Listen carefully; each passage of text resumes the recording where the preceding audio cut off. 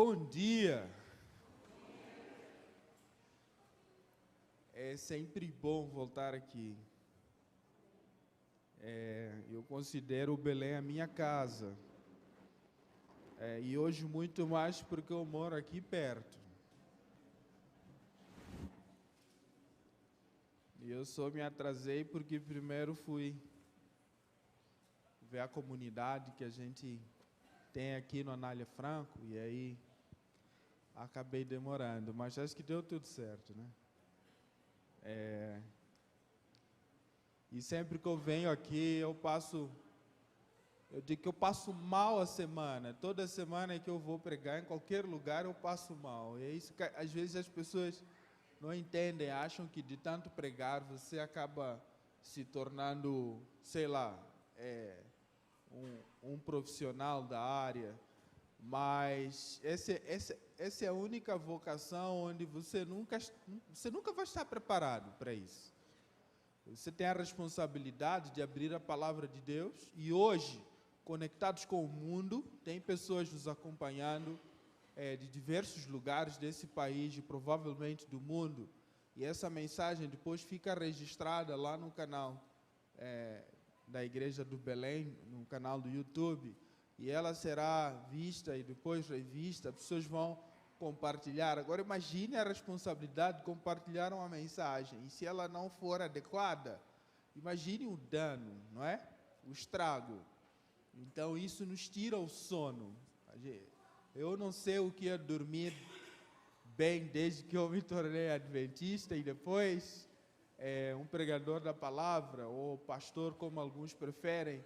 Eu nunca mais tive um sono tranquilo, como algumas pessoas dizem, não é?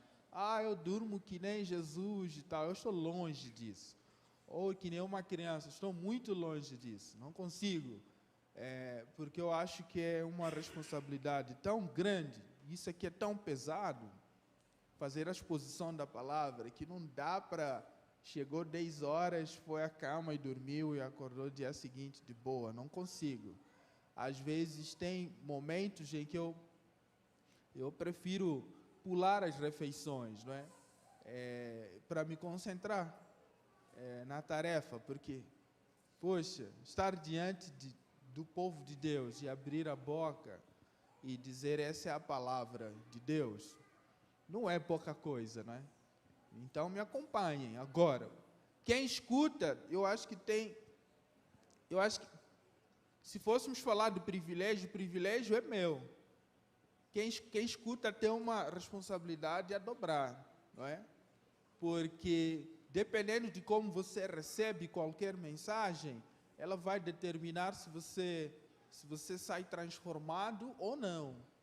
E a palavra de Deus tem isso. Ela é uma palavra que, às vezes, mesmo sendo bem manejada, na linguagem de Paulo, às vezes as pessoas recebem a palavra com uma atitude não muito ajustada à vontade de Deus, e ela danifica, faz mais danos do que...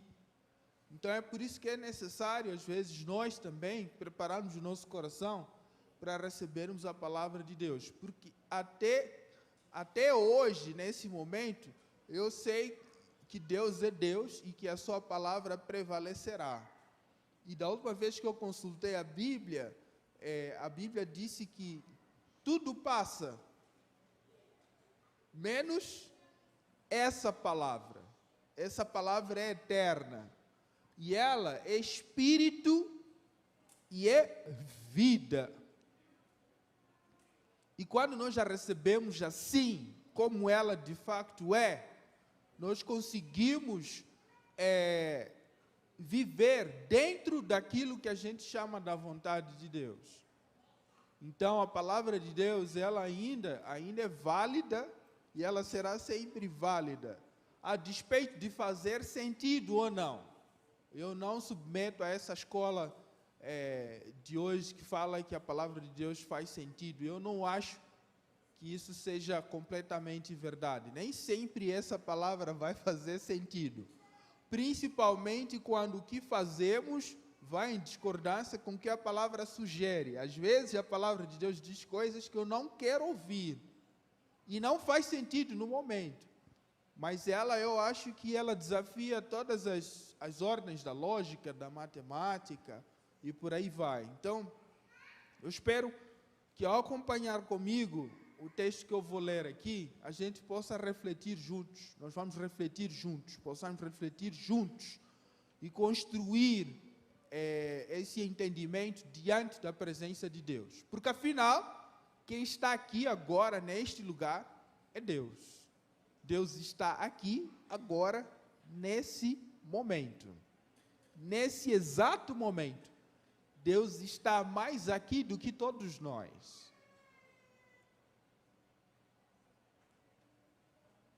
Ele está bem mais presente do que eu.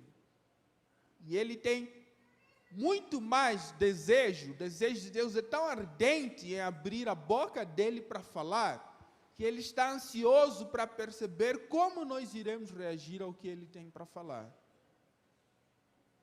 Então eu quero convidá-lo a abrir Lucas 19. Ou acessar. Hoje é assim também, né? Ou abra ou acesse Lucas 19. Lucas 19 é um texto clássico. Eu não consigo pregar outra coisa nesses dias senão Lucas 19. Porque eu acho que tem muita coisa aqui. E eu vou tentar extrair o suco desse texto. Eu espero que seja o suco de laranja com morango, que é um dos meus favoritos. Lucas 19. Já achou? Sim. Vocês vão falar comigo. E de quando em vez vai soltar um amém, se quiser aleluia, glória a Deus, fica bem melhor também. Fique à vontade. Fique à vontade. Jesus entrou em Jericó e atravessava a cidade. Havia ali um homem. Que homem era esse? Não. Rico. Rico. Zaqueu era rico. Tem gente que acha que o evangelho não tem relevância para quem é rico. Ou tem gente que acha que Jesus não consegue falar para os ricos. Ou com quem é rico. Mas Lucas nos diz que Jesus também dialoga com ricos. Esse é um homem rico, chamado Zaqueu, tem um nome. Chefe dos publicanos, não é só um publicano, é o chefe. Ele queria ver quem era Jesus, mas, sendo de pequena estatura, não conseguia, por causa da multidão. Assim, correu adiante e subiu numa figueira brava para vê-lo, pois Jesus ia passar por ali. Quando Jesus chegou àquele lugar, olhou para cima e lhe disse: Zaqueu, desça depressa, quero ficar em sua casa hoje. Quando você faz essa leitura no grego, é como se Jesus estivesse dizendo: eu tenho a necessidade de ficar em sua casa hoje. Eu tenho a necessidade. E essa necessidade é uma ordem. Eu preciso ficar em sua casa hoje. Então ele desceu rapidamente e o recebeu com alegria. É suposto ser assim. Eu não sei como um homem como Zaqueu, na condição em que ele se encontra, consegue receber Jesus, que é considerado mestre, rabino, como ele consegue receber uma pessoa dessa envergadura e com essa postura, e ainda recebê-lo com alegria. Todo o povo viu isso e começou a se queixar. Ele se hospedou na casa de um pecador. É assim como o povo descreve Zaqueu. Mas Zaqueu levantou-se e disse ao Senhor: olha, Senhor, estou dando a metade dos meus bens aos pobres. E se de alguém extorquir alguma coisa, devolverei 4 vezes mais. Há uma controvérsia. Você tem um texto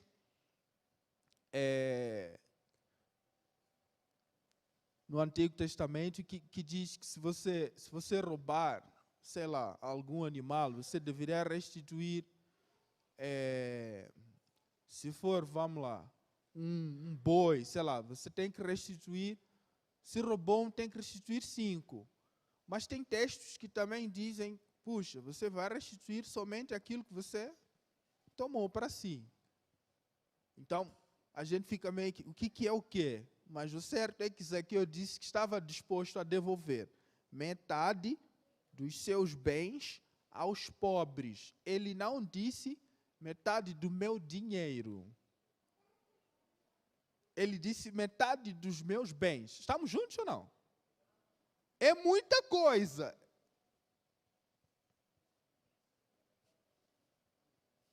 Eu não sei se a gente faria isso.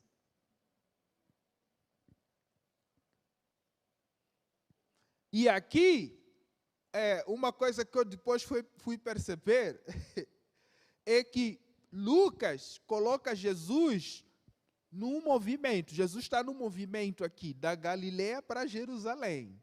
E dentro desse movimento, dessa viagem, ele passa por Jericó e atravessa a cidade. E nessa, Jesus encontra-se com Zaqueu. E ele faz questão de ficar e se hospedar na casa do Zaqueu. E Zaqueu obedece e vai depressa e recebe Jesus e a sua companhia com alegria.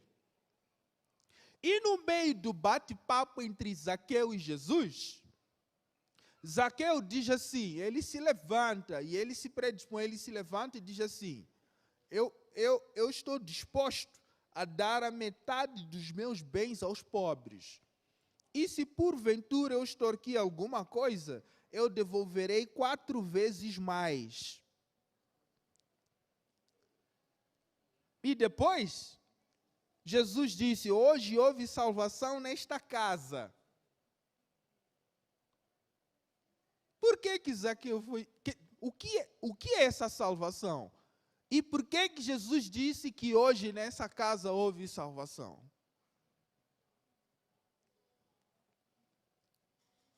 De quem se trata? Quem foi salvo?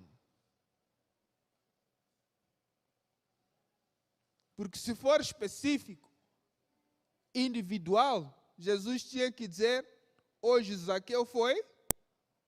Faz sentido? Mas Jesus diz, hoje houve salvação nesta casa.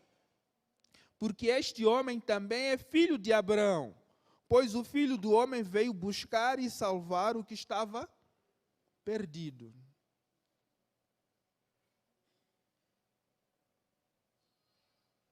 Eu fico imaginando, várias cenas passam por minha cabeça quando eu leio textos como esses. Hoje nós vivemos dias muito estranhos, pelo menos para mim são dias muito esquisitos, porque durante a semana nós temos essa coisa de sentar e assistir a uma guerra online.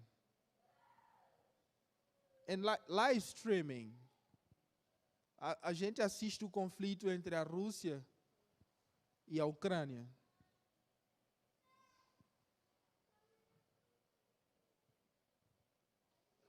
E os fazedores da informação, às vezes, trazem detalhes sobre a guerra, que eu estou cada vez mais chocado com a nossa humanidade.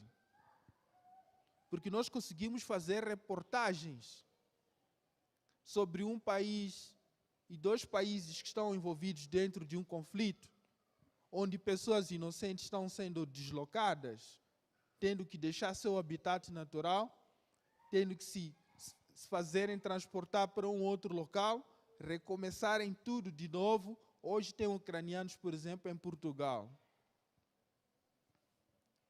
Fazer essa realocação de aprender o idioma, aprender os costumes, inserir-se naquela sociedade, trabalhar e passar a ser produtivo de novo. Imagine o constrangimento, o esforço, o desconforto que isso não causou em famílias. Nós estamos aqui a falar de famílias, por exemplo.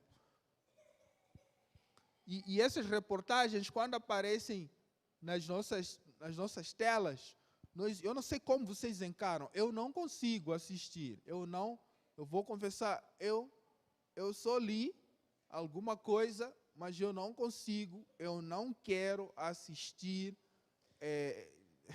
não quero, porque eu acho que essa é uma forma minha de protestar também. Porque se o mundo todo para assistir, eu fico pensando, com que coragem eu assisto a morte de pessoas? Eu estou de outro lado do mundo, eu assisto essas coisas ao vivo. E sabe qual é a sensação que dá depois de assistir a um serviço noticioso desse? Nós ficamos com a impressão de que nada podemos fazer. De que somos impotentes. Eu fico pensando quantas coisas mais acontecem no mundo e elas são transformadas em matérias. Vou citar com muito cuidado aqui. Que uma menina de 11 anos tenha que surgir grávida. Eu não consigo imaginar uma sociedade que no meio dessa tragédia consegue discutir se pode ou não abortar. Atenção. Porque muita gente já vai entender o que você está querendo dizer. Eu estou querendo dizer o seguinte: se fosse minha filha, eu não quero dizer sua para não te deixar. Se fosse a minha, grávida, com 11 anos, estuprada, e chegasse em casa e encontrasse eu e a minha esposa discutindo se é lícito abortar ou não na frente dela.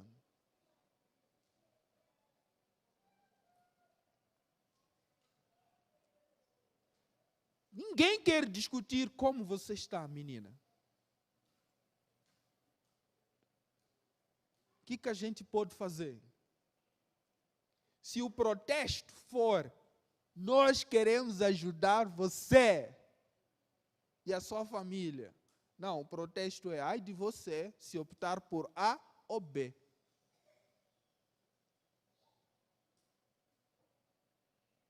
Aí eu fico pensando qual é o meu papel como cristão adventista do sétimo dia. Eu devo postar nas redes sociais qual é o meu posicionamento diante de tudo isso. Eu devo postar. Eu fico com vontade de lembrar, se eu tivesse essa voz, eu queria poder lembrar as pessoas de que se trata de uma menina que tem 11 anos. Imagine ela ligando a televisão e escutando essas discussões. Ela vai dizer, nossa, eu amo o meu país. Como vocês estão preocupados comigo? Vocês estão preocupados comigo, com a minha integridade. Imagine essa menina agora ter que passar por aquelas mudanças de humor, ter que fazer consultas com obstetra, ultrassom.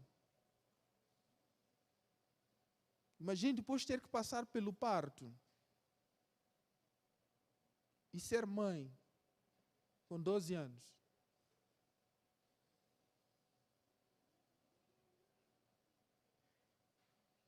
Então a gente faz a mesma coisa com a Rússia e a Ucrânia. Assiste uma guerra online, o mundo inteiro assistindo a uma guerra. E postando, uns condenando a Rússia, outros defendendo a Rússia, outros citando versículos bíblicos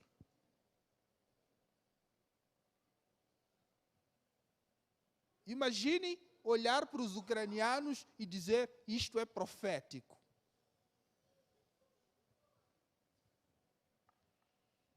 E da última vez que eu li a minha Bíblia, parece que a situação só vai piorar. Imagine. Então eu fico às vezes, eu não sei que palavra eu vou usar, mas não dá para engolir essas coisas. Nós vivemos tempos muito esquisitos. Quando o dono do Facebook anunciou o metaverso, lembram-se? Metaverso. Muita gente veio, metaverso, vai ser bom ou ruim? Vai ser... Eu fico pensando, puxa,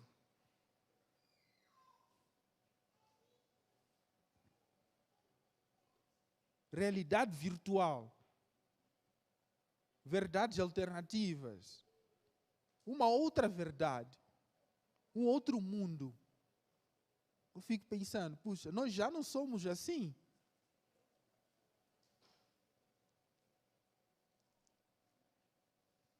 Ou quando a gente, às vezes, quer incisivamente mostrar nosso posicionamento, porque devemos mostrar para o mundo qual é o nosso posicionamento. Eu fico pensando, se fosse para Jesus se posicionar, como nós achamos que ele tem que se posicionar, o que seria de Zaqueu? Porque o lógico era Jesus dizer, pessoas como Zaqueu não merecem viver. Eu não sei se ele estaria errado ao dizer isso. Só que se fosse seguir uma lógica matemática, se fosse para Zaqueu não ter o direito de viver, eu acho que todos nós embarcaríamos no mesmo barco.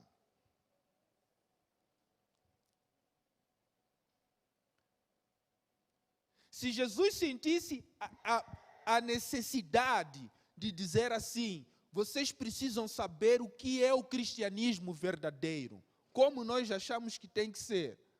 Puxa, quando que Jesus iria entrar para a casa de um chefe dos publicanos, sentar à mesa com ele, comer com esse cidadão, e ainda dizer que houve salvação nesta casa, e para piorar, que você também é filho de Abraão. Quem faz isso?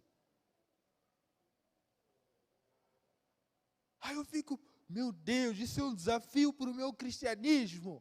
Porque quando é muito fácil a gente ficar desse lado do cristianismo, que quer olhar para os outros e olhar... Porque, assim, quando você se torna cristão, você passa por essa experiência, você é batizado, e aí você vai seguindo na sua jornada cristã. Se você não tomar o devido cuidado e se localizar dentro da sua pessoa e se enxergar diante de Deus como inadequado e insuficiente, se você não tomar esse cuidado, facilmente você assume a posição de Deus. Você se coloca na posição de Deus, aí você começa a distinguir entre quem é e quem não é. Quantas vezes nós já não ouvimos pessoas interpretarem a parábola do trigo e do joio? Quantas vezes vocês já não ouviram? Quantas vezes nós já não tivemos vontade de separar o joio do trigo? Quantas vezes nós já não quisemos assumir a responsabilidade de chegar na cara de alguém e dizer, pô, você é isso, é assado, é cozido, não presta e tal. Quantas vezes você já não se sentiu quase que possuído por uma atitude tal? Quantas vezes você já não quis pegar no pescoço de alguém e estrangular a pessoa? E dizer, puxa, se eu pudesse colocar juízo na sua cabeça. Quantas vezes nós nos sentimos ofendidos, completamente ofendidos, Porque a outra pessoa pensa diferente de mim. Não pensa como eu penso. Não acredita no que eu acredito. Politicamente somos distintos.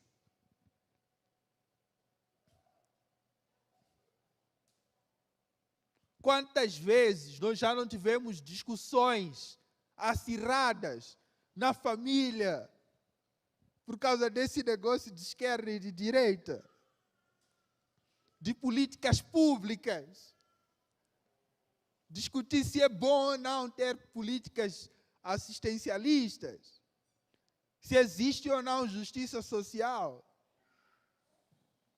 Quantas vezes nós já não nos vimos discutindo sobre questões de gênero, por exemplo?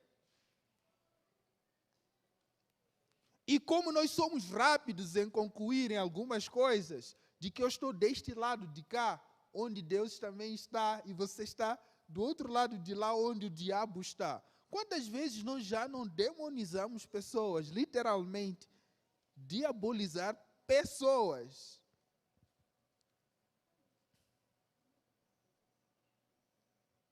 E a gente faz isso com gosto.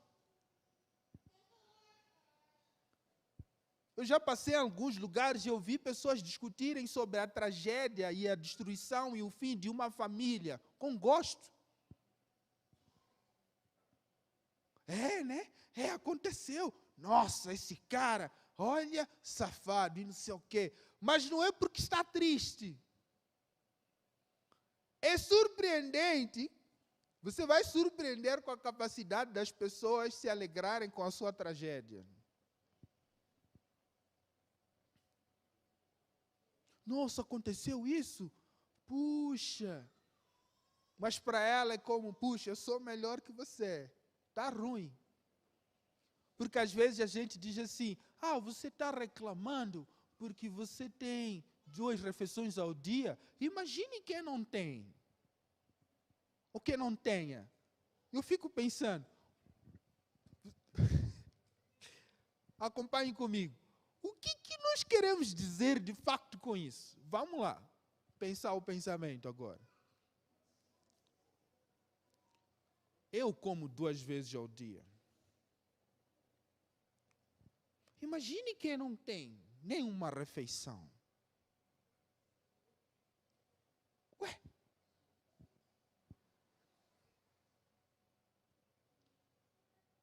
Não, vocês ainda não estão comigo, Paulo. Vocês me ajudem a pensar comigo. Paulo come 3 vezes ao dia. Eu sei que ele come mais. O cara é bom de garfo. Mas eu também não fico atrás, né, mano? Sou pior, olha só. Aí, imagine nós 2 juntos diante de Deus.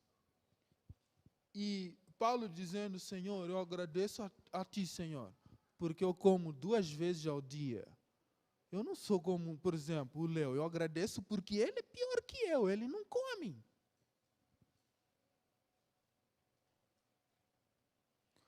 E Deus dizendo assim, puxa, eu pensei que vocês tinham pensei que vocês fossem irmãos. Cabe mais um garfo no seu prato. Vocês estão seguindo o meu raciocínio? São essas máximas que a gente dá, não são? Imagine Deus sentado à nossa mesa. Bolo de fubá, bolo de cenoura com cobertura de chocolate, bolo de laranja. É uma mesa só. Pão francês, pão português, pão italiano. Depois, Denise, os patês. Patê, sei lá do que, eu fico às vezes bêbado de tanto ver opções. Eu falo, puxa, basta um carboidrato, talvez uma proteína e uma gordura saudável. Já é o café bom, não é? Mas não, tem aveia disso, aveia daquilo. iogurte disso, iogurte daquilo, suco disso, suco daquilo, suco de assado, cozido e guisado. Eu fico pensando, imagine nós sentados nessa mesa, orando a Deus, agradecendo, porque tem pessoas que não têm e nós temos.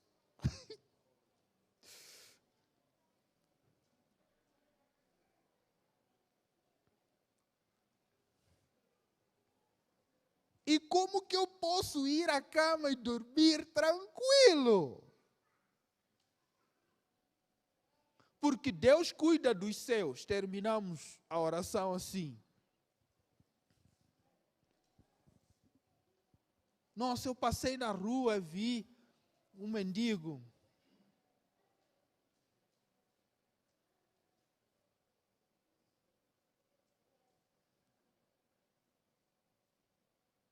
Oh, graças a Deus que meu filho se deu bem na vida. Puxa, tem gente que criou o filho direito, orou, jejuou como você e tal, e a pessoa escolheu outro caminho. Eu fico imaginando Zaqueu sendo essa pessoa que fica, sabe, na margem da vida. E aí ele é rotulado, tem nomes que dão para ele, imaginam situações para esse camarada, colocam ele dentro de uma caixa, descrevem toda a vida dele, falam de Zaqueu, tentam entender por que Zaqueu chegou a tomar essa decisão. Deve ser por isso assado e cozido, talvez porque os pais não foram rigorosos, talvez porque os avós não foram, talvez porque cresceram no bairro errado, talvez porque não apostou na... Sabe, eu fico pensando na comunidade de Zaqueu, tentando entender por que Zaqueu se tornou chefe dos publicanos. E nós tentamos racionalizar por que certas pessoas tomam decisões que chegam a tomar. Talvez porque atrasou isso, atrasou aquilo. Talvez porque nasceu de 6 meses, não foi de 9. Eu já ouvi várias. E hoje, ainda mais que eu escuto meu filho está no espectro do TEA, né? Transtorno do espectro autista. A primeira pergunta que fazem, o primeiro comentário que eu já ouvi foi, nossa, eu percebi que ele é esquisito. De crente isso. Cristão mesmo que vai para o céu. E provavelmente vai se cruzar com meu filho lá, não sei como é que vão conversar. Eu achei que você era esquisito, você está aqui também. Aí ele, eu que achei que você era esquisito por pensar que eu sou esquisito. Mas Deus salvou ambos e está tudo certo. Mas imagine, ele é esquisito. Eu percebi. Ele fica repetindo algumas coisas. Quantos anos ele tem? 3. Ele não fala ainda, não. Nossa. O meu com 2 anos já falava tudo. A outra, nossa, Leo, seu filho é autista? Sim. Nossa, ele então vai ser um gênio, que nem um Messi. Eu fico pensando. Falo, Senhor, tenha misericórdia de mim, porque é muita inteligência, Consa. Muita. Assim, fenomenal o comentário. Dá para postar até no Instagram.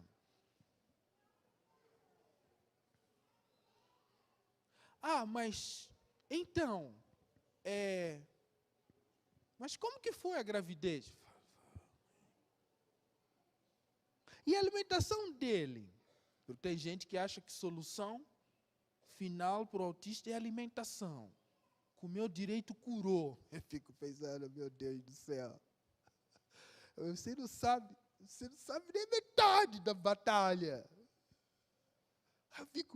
Eu fico olhando assim, às vezes, e Deus me leva nesse raciocínio, eu fico pensando, se nós não conseguimos compreender uma criança autista, como é que nós compreendemos Deus? Como? Como é que nós temos a capacidade de querer separar o trigo do joio? Ou como é que posso eu agora dizer quem vai e quem não vai? Se um adulto não consegue compreender uma criança autista, um adulto estudado, lê a Bíblia, ora, canta. Porque eu tento brincar com ele, eu não consigo, eu fico só olhando assim. Ele é diferente das outras crianças. Eu fico só olhando, eu fico pensando, poxa, mas olha. E graças a Deus que nós, como igreja, agora abraçamos. Tem um Ministério das Necessidades Especiais, certo? Demorou, eu acho, mas chegou. Acessibilidade, exatamente. Demorou, mas chegou. Chegou. E a gente já teve o primeiro congresso, eu acho, para falar sobre essas questões, especificamente sobre as pessoas que vivem no universo do autismo. Porque já várias vezes nós tivemos crianças em salinhas e a professora e o homem não entendia. Sabe por quê? Porque dentro da nossa cabeça, a gente já concebeu o que é uma criança normal. O que é um crente normal. O que é um pai normal. Um pastor normal. Uma igreja normal. E nós não conseguimos viver fora daquele padrão. E o que eu já aprendi com a vida é que ela sempre nos apresenta o tal anormal. Tipo os boletos deles, são anormais. Eu não sei, vocês estão comigo? O que Jesus vai fazer com Zaqueu? Jogar fora? Vai dizer que é um investimento perdido? Que não era suposto ser assim? Você nasceu na família errada? Seu pai e sua mãe não souberam te educar? Ou ele vai repetir o que as outras pessoas já falam? Você é o traidor da pátria. Como pode você permitir-se trabalhar para um império que nos oprime? Receber impostos ou tarifas de dinheiro de pessoas que são seus irmãos e suas irmãs. Jesus pode repetir isso e enfatizar e jogar na cara dele. Pode, não pode? Se tem alguém que pode fazer isso, quem é? É Jesus. Estaria errado ele ao dizer isso? Não. Ele não olhou para Pedro e disse, Satanás, o que ele falou? Lembram-se? Estava errado Jesus? Não. Mas o que de fato Jesus falou para o Pedro? O galo vai e você vai me negar? E nem por isso Jesus deixou de salvar Pedro. O que ele ia fazer com Pedro? O que ele vai fazer com Zaqueu? Ele vai dizer, todos vocês têm toda a razão. Esse cara não presta. Não merece viver entre nós. Então vamos todos apedrejá-lo, por exemplo. E Jesus olha para Zaqueu e olha para ele e diz, eu acho que eu tenho uma proposta diferente. Vamos para a sua casa. Vamos conversar. Eu não sei que conversa rolou. Eu só sei que Zaqueu se comportou exatamente como Jesus se comporta. Eu acho que ele nem sabia disso. Porque o texto me parece contrastar o justo Jesus com Zaqueu. E o texto de Lucas me parece mostrar que justiça pode vir de um lugar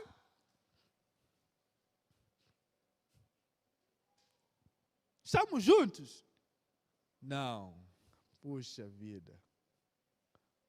Porque aqui era suposto a gente ouvir da justiça que vem de Jesus. Porque Jesus é de fato justo. Mas Lucas narra que quem foi justo aqui foi quem? Foi Zaqueu. Ao contrário do jovem rico, que é um outro rico jovem, no capítulo anterior, Zaqueu se predispôs a doar metade dos seus bens. E se ele extorquiu alguém, 4 vezes mais eu devolvo. Eu fiquei pensando, seu nome? Gui, cara, eu fiquei pensando comigo.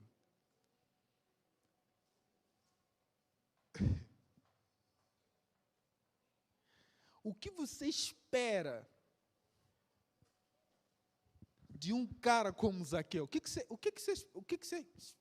Você espera o que desse cara? Tipo assim, são anos já trabalhar nisso. Esse cara não tem vergonha na cara, na concepção do povo. Você esperaria um ato desses de Zaqueu? Você está me compreendendo, Gui? Deus está dizendo, Lucas está dizendo que esse Zaqueu, de quem nós menos esperamos, um ato de justiça, é de onde vem é abundância. E Jesus, a única vez que Jesus falou aqui, pelo menos na narrativa, é o seguinte: uau, houve salvação nesta casa, porque este homem também é filho de Abraão. O filho do homem veio para salvar e buscar quem? O perdido. Acabou.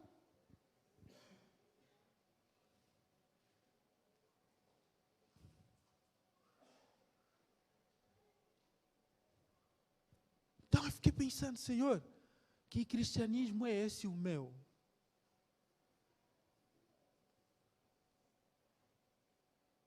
Porque eu olhei para Zaqueu e disse, Zaqueu, eu e você não somos diferentes.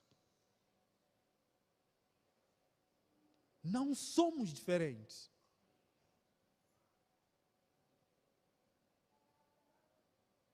Mas eu não tenho a capacidade de fazer o que Zaqueu fez. Eu acho que muitos de nós não têm. Eu não sei se ele pensou nas consequências do que ele acabou de dizer. Metade dos seus bens para os pais. E 4 vezes mais de quem você extorquiu. Zaqueu, pensa bem, cara.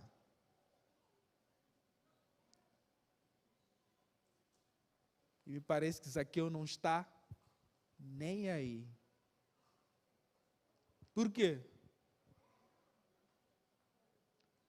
Talvez pela primeira vez, ele encontrou alguém que olhou para o Zaqueu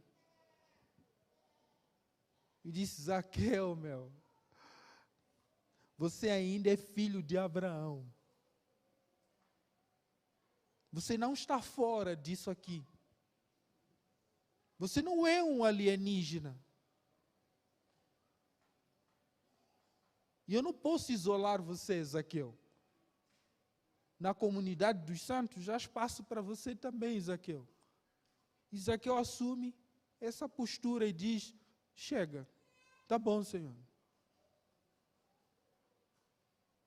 Ao contrário do jovem rico, num capítulo anterior, quando foi desafiado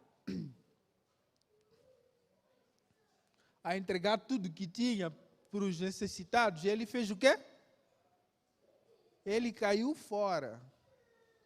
Zaqueu não, fez o contrário. É desse Jesus, Consa, que nós precisamos pregar.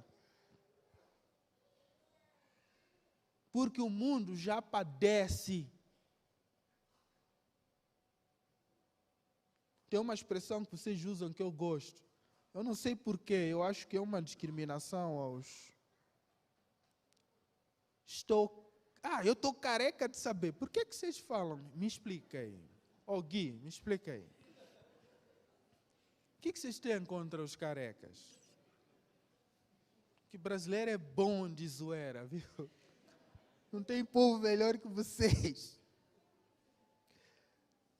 Mas por que estou careca de saber? Não tinha outra expressão. Quando você diz estou careca de saber, quer dizer o quê?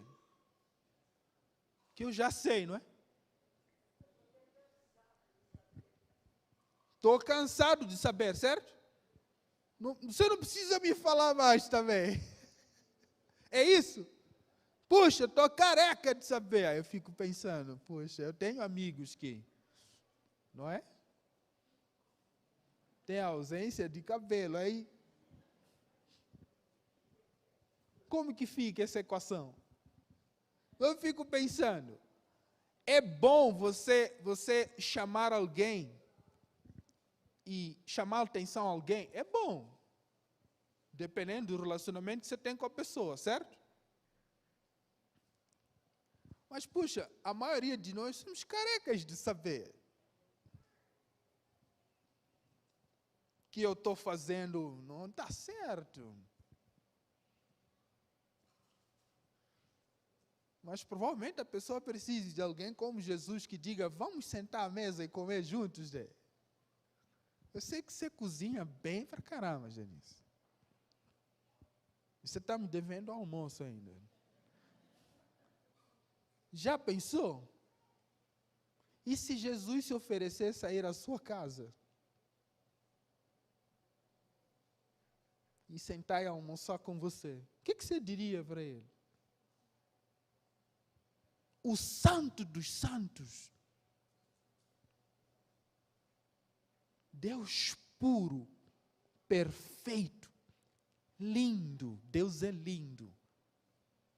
Entrar em minha casa para almoçar comigo.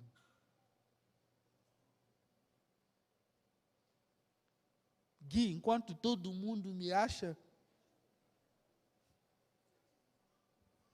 sabe, os pares da sociedade, Jesus diz, eu vou na sua casa, Gui.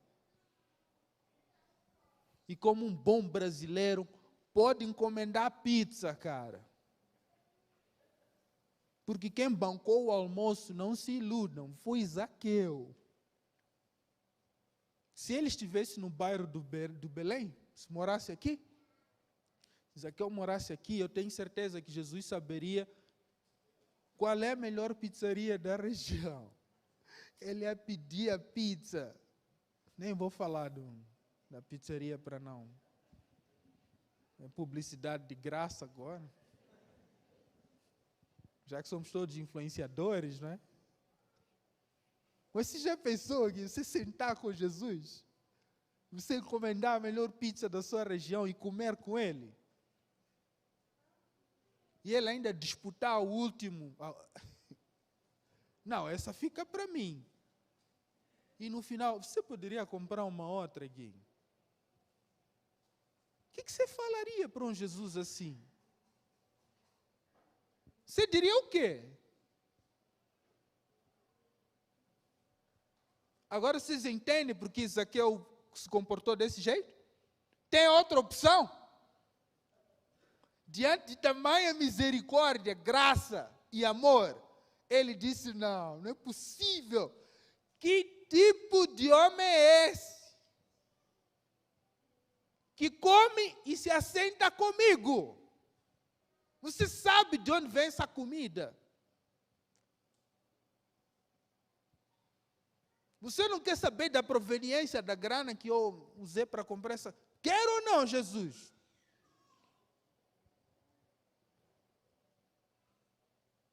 Porque você está comendo, se todo mundo diz que o que eu faço é ilícito, e se você come comigo, então você é conivente. Sim ou não?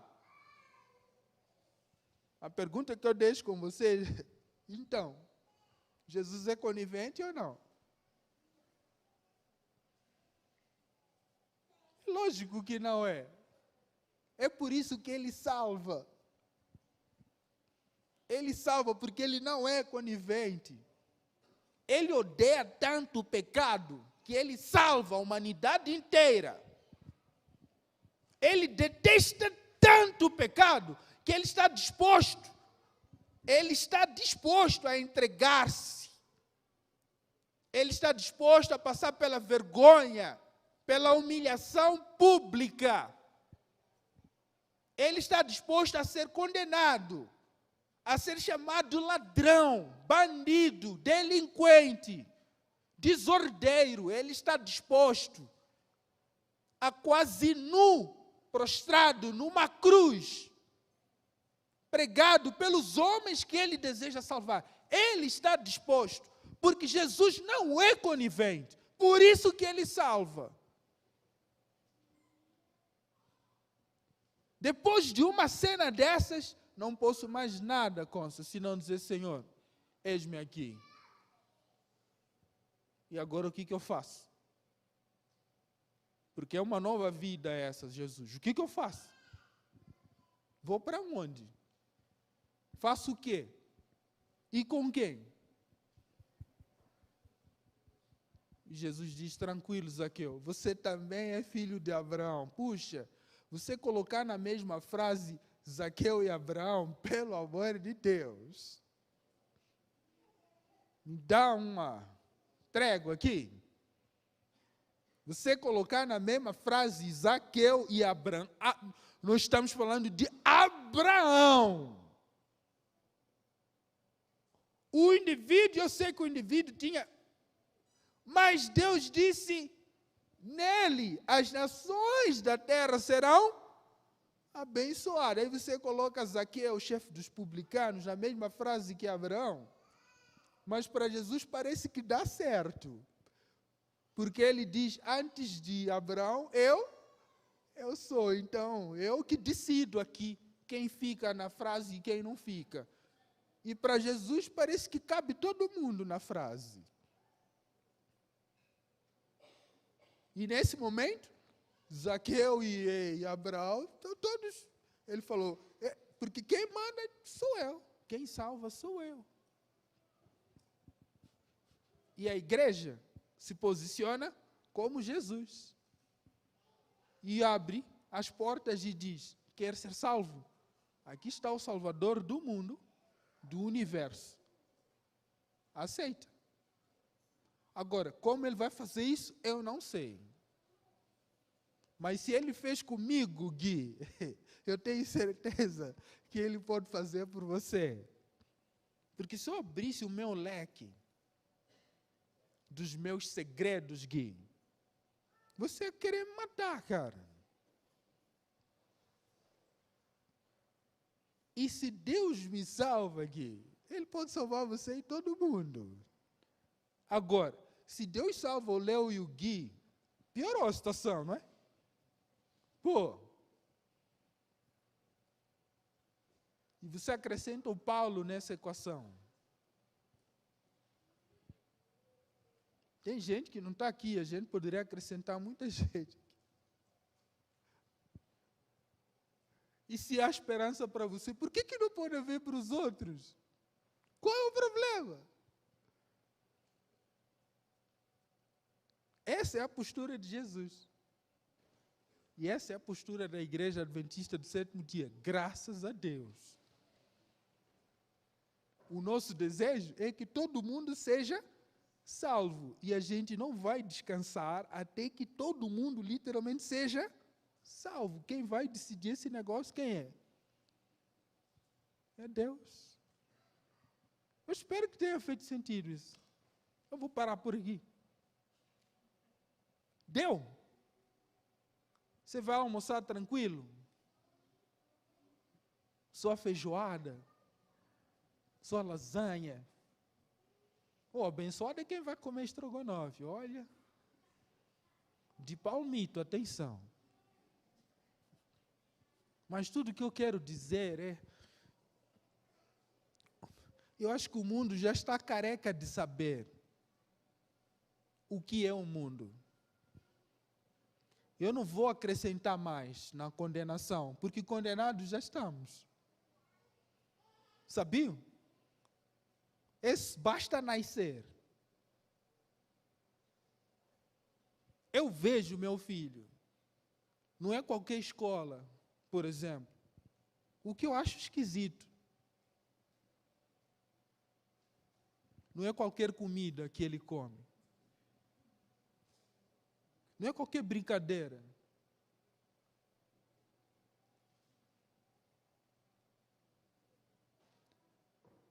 Agora, faz sentido eu dizer, você é um autista, de novo, para ele? Não. Do que esse menino precisa? Do pai, da mãe, de uma comunidade que o acolhe e o ama. E aprende a brincar com ele.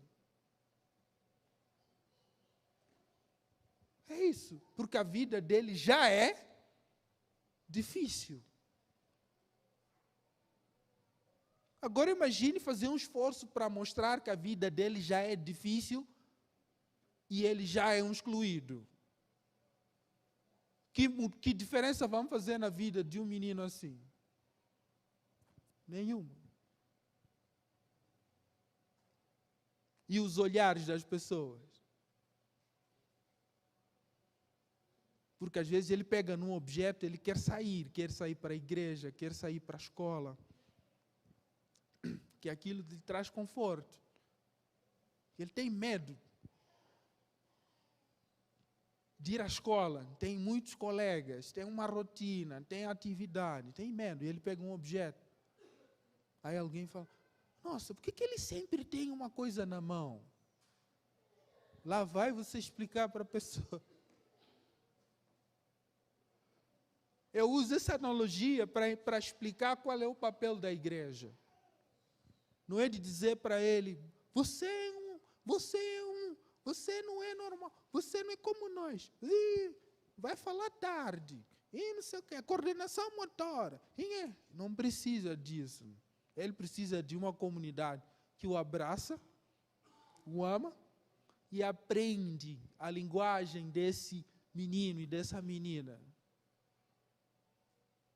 É isso que o mundo precisa. O mundo precisa disso. Porque de tudo mais, olha, eu ia usar uma expressão, nem vou. Porque não é bonito falar o que eu vou falar. Mas nossa situação já é difícil. E lá vem você falar mais coisas. Eu fico pensando, para onde que eu vou então? Não dá. E toda essa estrutura aqui, tudo isso que vocês veem aqui, tudo isso são raios da graça de Deus. Porque eu fico imaginando, uma igreja que sustenta uma estrutura como essa, deve amar de facto a humanidade. Concordam comigo? Sim.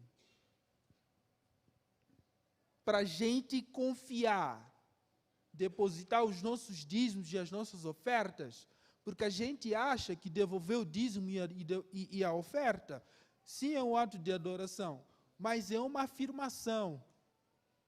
Nós estamos dizendo, Denise, que nós acreditamos na salvação da humanidade. Nós acreditamos tanto que estamos dispostos a doar os nossos recursos e construir a melhor estrutura para abrigar e salvar o perdido. Um piano desses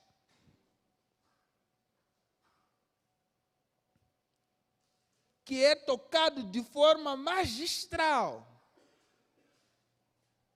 Sabe quando custa um negócio desses aqui? E tudo isso é para buscar e salvar? É o que nós estamos fazendo, acreditem. E a igreja de Belém faz isso muito bem. Essa é a nossa missão. Então, você que quer ser salvo, você está no lugar certo e com as pessoas certas. Agora só falta você dar o passo e aceitar. Esse Jesus que coloca Zaqueu e Abraão na mesma frase, também quer colocar você. Eu, Gui, já estou lá. E de lá ninguém me tira, meu irmão. Mas eu preciso de companhia. Que também não vai fazer sentido. Cadê o Gui? Não sei o que aconteceu com ele. Vamos ver o filme dele para entender. Eu não quero ver filme de ninguém. Eu, hein? Porque eu não gostaria que visse o meu. Eu sei que a gente diz que vai lá analisar os livros, entender por que fulano e cicrano não estão aqui. Eu já falei para Jesus, eu não vou querer fazer isso. Mas por quê? Porque ele tem que estar aqui. Ponto. Se eu estou, por que ele não está? Então como vai ser? Como Moisés. Ou você salva a mim e a ele, ou ninguém. Você faz essa oração? A gente pode fazer hoje essa oração? Senhor, se é para nós irmos para a cidade de luz, a cidade de Deus, onde não há mais trevas, nem lágrimas, ou o Senhor leva todos nós, ou não leva ninguém. É até onde eu estou disposto a ir para que todo mundo seja salvo. Ele, Deus, precisa entender isso e Ele precisa enxergar isso em nós para dizer, uau, hoje houve salvação nesta casa. Nós vamos cantar. E o que nós vamos cantar acho bonito. Nós vamos ficar em pé para cantar. E vamos deixar claro para Deus. Ou tudo, ou nada. Eu sei que é estranho para muita gente isso. Mas é assim que Moisés falou, se o Senhor não for conosco daqui em diante, remova o meu nome do livro, não quero nem fazer parte. Ou vamos todos, e o que Deus fez. A gente precisa desse cristão. Tem muito brasileiro e brasileira sofrendo demais. Não é justo que eu esteja bem com Deus e acho que essas pessoas não sejam. Não é justo. Nós precisamos estar bem também. Ou estamos todos bem, ou ninguém está. Então, o nosso louvor e a nossa oração hoje. E daqui em diante, toda vez que você for interceder por alguém, você tem que ser incisivo com Deus. Porque chega dessas oraçõezinhas, gente, de sempre. Doe às vezes já, se for da sua vontade. Puxa. Se o Filho de Deus entregou-se numa cruz, me pergunta, o que é impossível para Deus? O que? Nada. Nada. Eu ainda creio nesse Deus.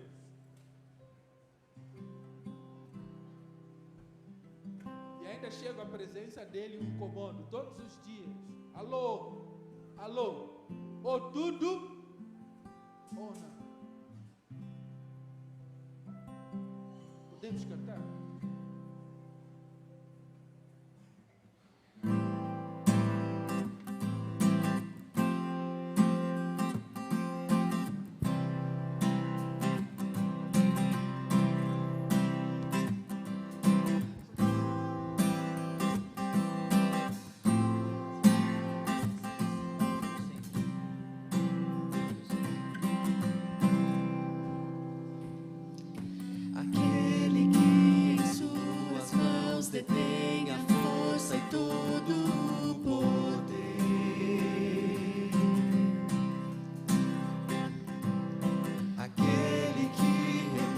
A vida eterna a todo que nele crê.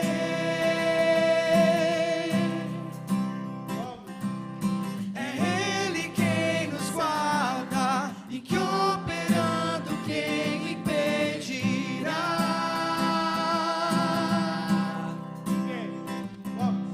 A guarda de Israel, clamamos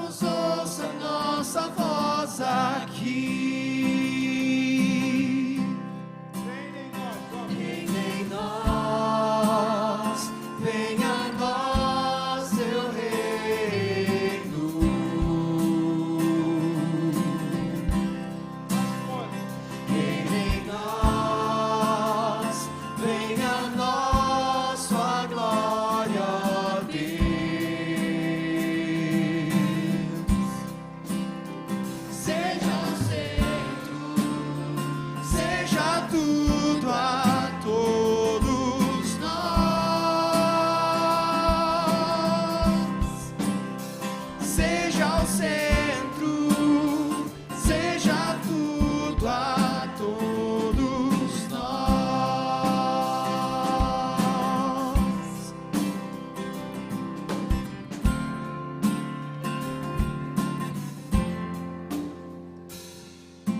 Aquele que em suas mãos detém a força e todo o poder,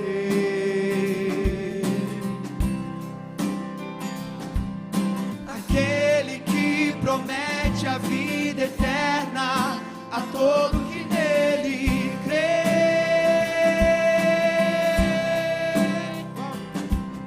É Ele quem nos guarda e operando quem impedirá.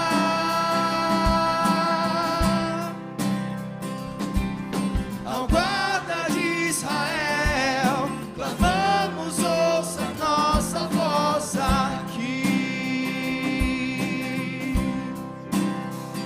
Em nós, venha a nós teu reino.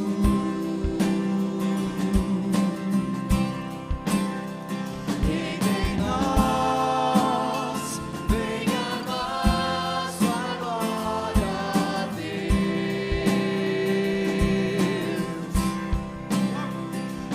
venha a nós tua glória, Deus.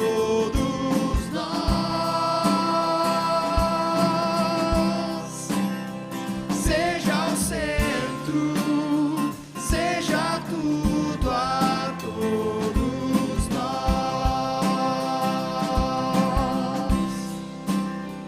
Em nós, venha a nós tua glória, Deus.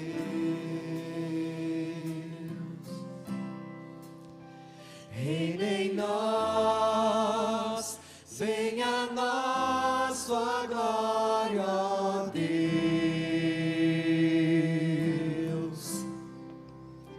Seja o centro, seja tudo a todos nós.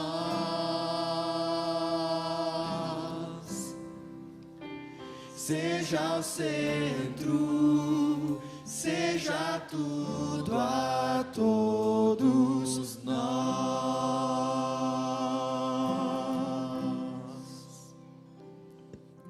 Amém? Nosso Deus é tremendo.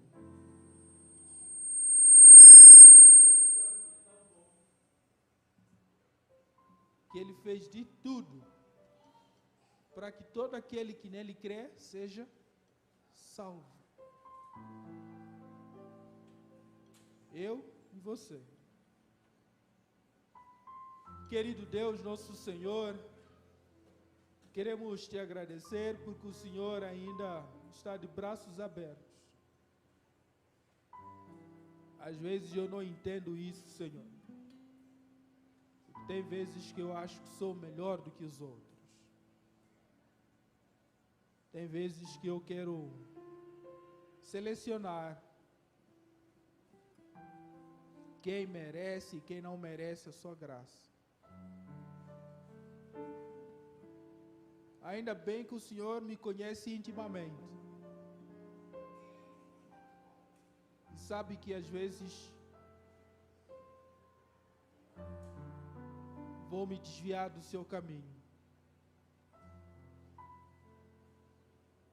Ainda bem que mesmo assim o Senhor está disposto a me colocar na mesma frase com Abraão. Porque somos todos filhos de Abraão. Filhos e filhas. Ainda bem que nesse momento o teu Santo e Bom Espírito está aqui agora. O Senhor está mais disposto a nos salvar do que nós desejamos. Por essa mesma salvação. Ainda bem que a sua conta não é proporcional. Não se trata de proporcionalidade direta, Senhor. Ainda bem que não é uma transação normal. Ainda bem que o Senhor não é um Deus normal. Porque se o Senhor fosse, ninguém sobraria. E hoje iremos sair daqui transformados. Porque afinal o Senhor ainda habita em nós. E se o Senhor opera com toda a sua força, quem o impedirá? Ainda bem que nós somos o objeto do seu amor. Ainda bem que somos ainda a sua habitação, o seu santuário. E é com esse respeito e reverência que iremos sair daqui alegres, dizendo: Senhor, salve-nos a todos, ou tudo ou nada, porque ainda existe esperança. E nós queremos nos posicionar como Jesus e adentrar pelos territórios dos Zaqueus, da mulher samaritana,